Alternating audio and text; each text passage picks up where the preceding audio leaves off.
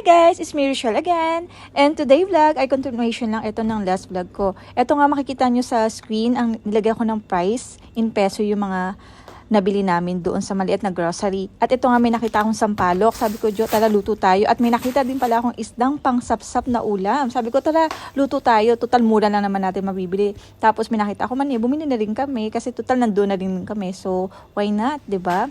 At ito nga, sinisimulan ko ng maghiwa. Actually, hindi ako magluluto. Si Jo ang magluluto. Taga-hiwa lang ako, taga-prepare lang ako ng mga lulutuin niya. 'Di ba? Diyan lang ako magaling ang maghiwa-hiwa. Nakakapagluto naman ako, kaya lang depende sa mood ko. O, 'di ba? Ang galing ko mag-prepare talaga. O siya, sige na. Nood na lang kayo.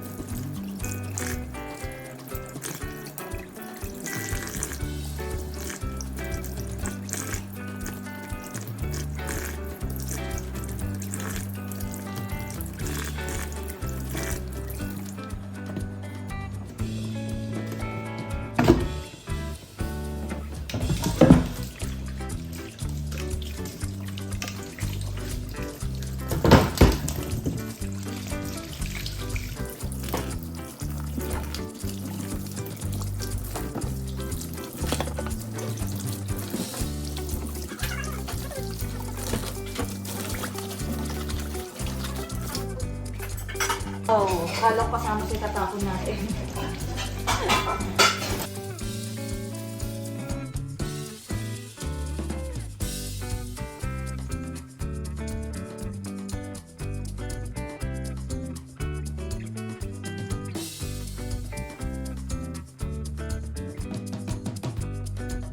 Bumili din pala kami ng kangkong para pang sahog sa sinigang. Kasi may natitira pa pala akong baboy doon. Sabi ko kay Joan, tala lutuin na natin para dalawa yung ating ulam.